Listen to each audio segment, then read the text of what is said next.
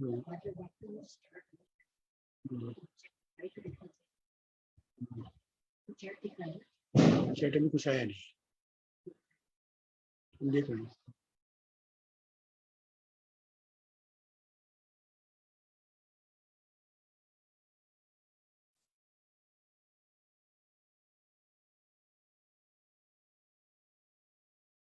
You are ready to go.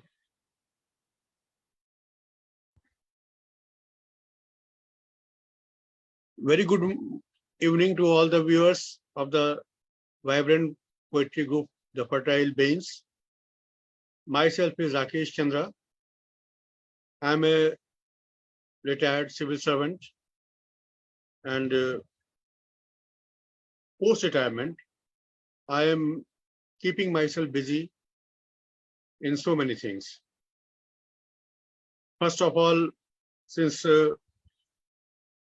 I was a keen student throughout, so I indulged myself in the academics.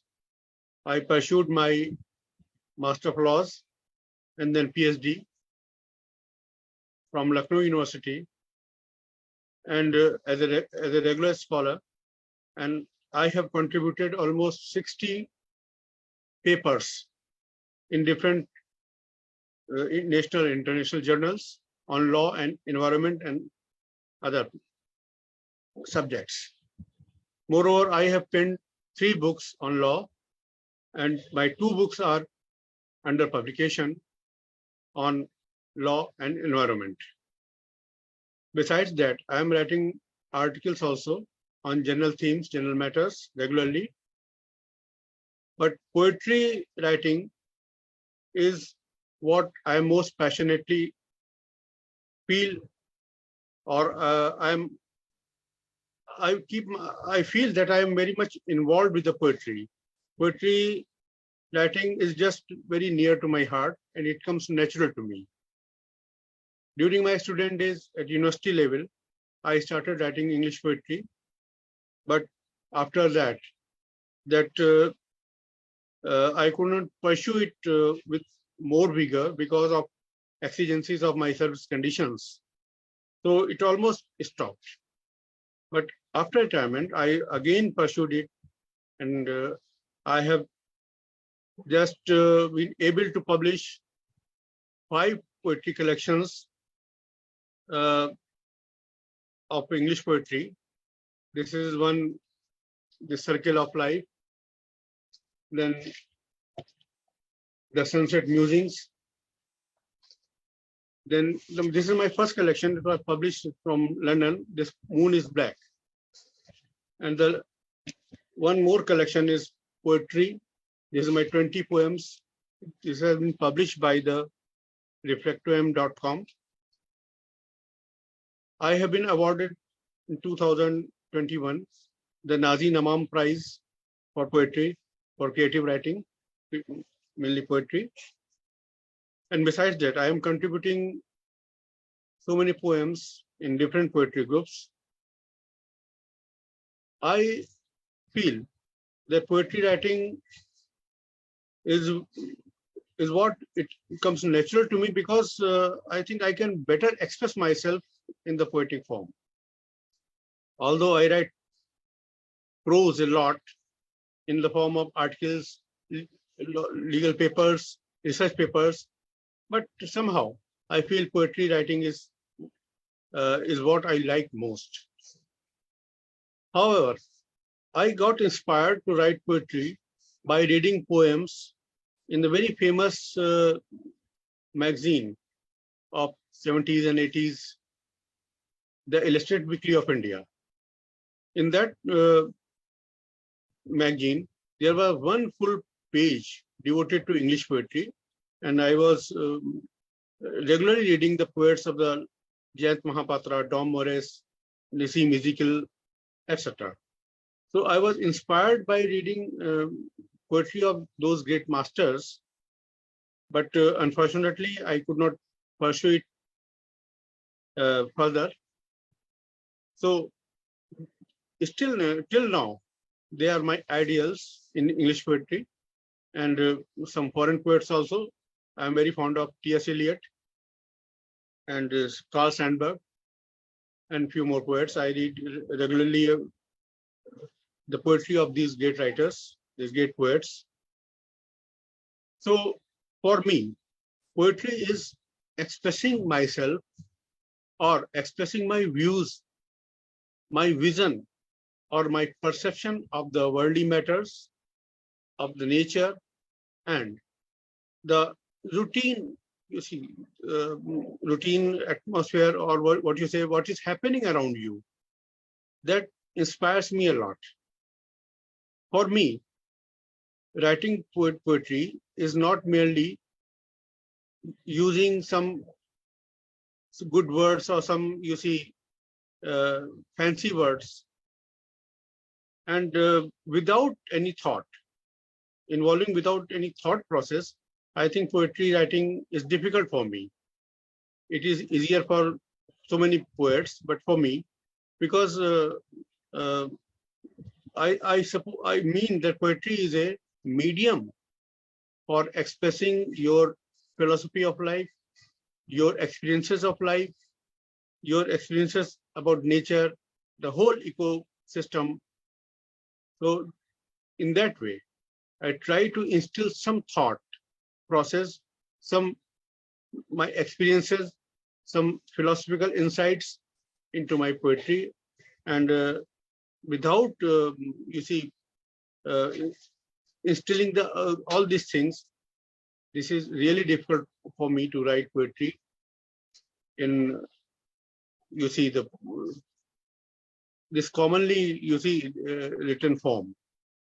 So it becomes difficult sometimes, because every time you you have to write poetry, your poems laden with some deep insights, some thoughts, some philosophy.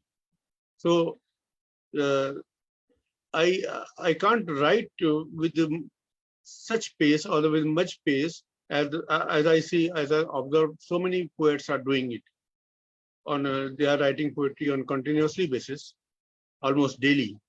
But this is not possible for me. Poetry comes to me when something hits my heart, when something strikes my brain, or which pushes me to write some lines in the form of poetry. So these things don't occur to you daily. It comes at some intervals. So that my poetry, the whole, you see, output of poetic writings is not much, you see, but still I love poetry. I love writing poetry. So whenever I feel that something hits me, that something, you see, uh, strikes my senses, then I write poetry. And that is really a very, I really I enjoy writing poetry. Whenever I write poetry, I really enjoy it.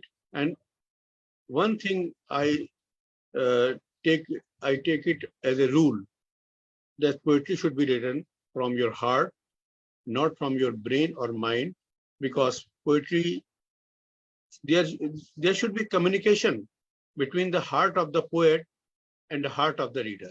It should directly go to the heart of the reader, provided it has been written from your heart only. So it is, poetry is somewhat, you see, different kind of genre. It sometimes I feel that it is a divine muse. It is not, you see, uh, routine type, or you see, uh, as the other genres are, you can apply your brain also, like you are writing article, you can apply your brains. But poetry really comes from your heart. So poetry should be written. This is my, you see, recipe. Poetry should be written from your heart so that it reaches the heart of the reader. So that is my fundamental of writing poetry. And I hope that I am, I will attain one day, though I am a, you see, relatively newcomer in this field. although not in the exact sense, but I have started so late writing poetry almost 3 or 4 years back. But my aim is to achieve higher and higher in writing writing such kind of poetry which really attracts the heart of the reader. I am still trying. I'm keep on trying every day. Every poem I write, I try to better myself every day. So that is not an easy goal, but not but achievable goal. I hope that someday I will achieve those heights which the great masters do possess, and they are revered for their quality of writing. That is a distant goal, but I am trying to keep myself on this path. So poetry writing, besides my other hobbies, is you see, it is a continuous affair, I should say. And one more thing. There are, when you are writing poetry, the most difficult thing is to find the subjects of for your poems.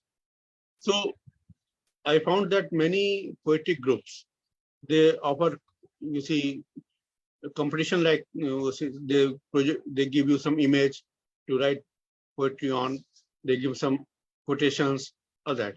So one source is, that is very rich source, is provided by the different poetic groups. But otherwise, it is not easy to find subjects to write poetry on. So for that, if one has to keep his mind and eye open and see what is happening around, the daily routine, humdrum affairs of life, even sometimes they they put up a spark in your brain, and something hits you, and you can write poetry uh, with without making much effort. Similarly, if you see the nature daily, if you see around, if you see in the sky, if you look at the birds, other trees, or other things, or you go somewhere to natural surroundings, you are also inspired by the scenic beauty, the beauty of the nature. So if you are not doing all those things, then it is very difficult to find subject of your poetry. So finding subjects and then narrating with your own thinking, with your own ideas, with your own views, that makes poetry something different from a prosaic writing. And I think that is the aim, that you put any in subject, or you see subject of any you see routine life. So if you observe it daily, because poet should be an observer, is a keen observer. If you observe keenly what is happening around you, around others' life, in the country level, the world level, you will get yourself attached, involved with so many things, and that will, you see, there the seed of poetry will germinate automatically. So I try to keep myself on this, you see, my chosen path, and I try to keep myself aware, more aware about my surroundings, about my nature, about the happenings which is taking place in the country, in the world, and I get my topics, my subjects for poetry from all these things. So that is also, you see, poetry also becomes a medium of uh, joining yourself with the world, joining with other people, joining with the society in which you are living, and all the other things. So poetry makes you more perfect as a man. Poetry makes you more aware of the world where you are living. poetry makes you a perfect human being, because if you are aware of the what is happening around, that will arouse your sensitivity more and more. And more sensitive you are, a better poet you are. So in that way, what you take from life, it is rewarded in the sense that you become a better citizen, a better human being as well. So in the larger sense, poetry for me is a complete genre which makes you a better man, a better human being, and a sensitive human being. I emphasize sensitivity more and more because in the present world, sensitivity is the one thing which is almost vanishing very fast. Everybody is become insensitive to others' woes, worries, or others, you see, fault lines. Everybody is sensitive to himself, but not to others. Sensitivity, loss of sensitivity is causing wars, so causing so many, uh, you see, uh, battles, internecine battles, and other things. Every man is, you see, is just like enemy to other. So in that way, sensitivity, development of sensitivity, or developing this sense of sensitivity, it is most essential for a poet. And that can be achieved also, because either you are sensitive from the birth, from your birth, by nature, or otherwise you can acquire it by uh, roaming through the crowds, by looking at the sea, looking at the sky, by sitting in front of seashore, or the sea, wide, you see, vast sea, and any place. You just sit for some time and you will feel that you are being more sensitive than before. And when you become sensitive, more sensitive, the better poetry will come out of your, you see, writing, and better poet you will be for so many, for making, after making some concentrated efforts. So this is my whole philosophy of say, writing poetry, and why do I love writing poetry so often. And after so many years, after more than 30 years, when I started writing in my university days, and then you see, uh, I just forgot about writing poetry because of this my service conditions. But even when I started 4 years back, it came natural to me. So that feeling that I can write poetry is really my, you see, very, gives me very inspiring thoughts, and that is why I keep on writing. But one thing I never forget, that I am a learner in this field, and I think I will be a learner throughout, because every day life teaches you so many lessons. People around you give you so much input. So many times I feel that despite having so much experience of life, even then I feel I'm a childlike.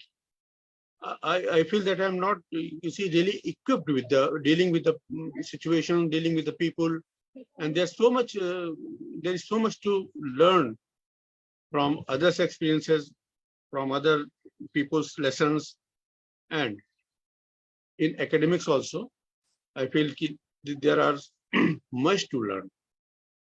So I always feel that I am a learner, and I think I will be I will be a learner throughout, and because I have to learn so many things, and in this field also poetry writing, so that I keep on improving myself. My own goal for everyday poetry writing is to improve myself. If I sometimes I write after a gap of, say, 1 month, 2 months, 3 months, But when I write, uh, I take I keep on writing. I change draft for sometimes for 3 times, for 4 times for you see polishing it. So that is a process of learning and learning, but that makes me really happy, contented that whatever I have written, that is up to my best of my knowledge, best of my you see learning experience, my best of my experience. So at least I am satisfied that whatever I have written is the best I could give to poetry writing. Now,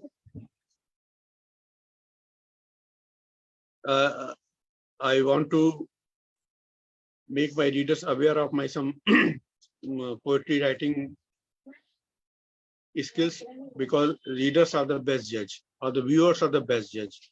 They will they will you see evaluate me. So I am reading one two poems of mine.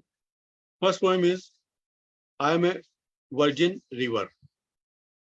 I am a virgin river flowing from the time immemorial in the hope of meeting my beloved sky. I am waiting in silence through the ages in solitude. Every day the night-long fog engulfs me slowly, and I disappear into nothingness. The high altitude mountain ranges protect my privacy all the time. Yet my distant bow never comes to me to quench my thirsty soul forever. The dawn has entered the arena of the earth, ushering an era of nascent sun. The radiant sheet of sun rays has covered my bosom partially by and by. My whole self will bask in the glory of refulgent sun. The world will be happy and the wheels of life will move in the natural rhythm. The birds will sing mellifluous songs and the winds will croon in softest tunes. But the torrent of sobs will continue to flow beneath the stream of running water. I will wait again for the long nights to come to meet my darling sky for a while under the veil of fog. Here's my another poem, The Bird on the Seashore. I am a bird migrated from far off place in search of warmth and better feeling. My journey is from colder climates to warmer zones where the life exists in colorful shades. I am standing on the seashore and imagining about the amazing vastness and the immeasurable depth of the wonderful sea. I want to fly and cross the sea in one go, but I know that this is my wishful thinking. I feel pygmy before the endless dimensions of this sprawling sea. There is no sign of flamboyance or pretensions of any kind. She is not afflicted with narcissism and inflated ego. She is an embodiment of perfect humility, inner depth, and profound gravity. I love watching the sea, the rising and falling waves, and its subdued gurgling sound. I feel overwhelmed with its aura and magnificence. I will go back to some other place one day, carrying the baggage of unforgettable memories of beautiful sea. I will also keep in mind the valuable lessons of grace and humility of the unstoppable, ever-flowing, and enchanting sea. Thank you. There's one my last poem is, this is about the festival, the Chhat festival, worshipping the sun god. O sun god, we are worshipping you day and night for the long and safe life of our beloved spouses, with whom we have tied the nuptial knot. We have assembled on the banks of holy rivers to offer you our heartfelt prayers. We will not take even a morsel of any eatable before having a glimpse of your childlike countenance in the dawn. We will pray for the longevity of our husbands like yours. We will stand in the currents of water and offer you the floral tribute along with the fruits of many kinds.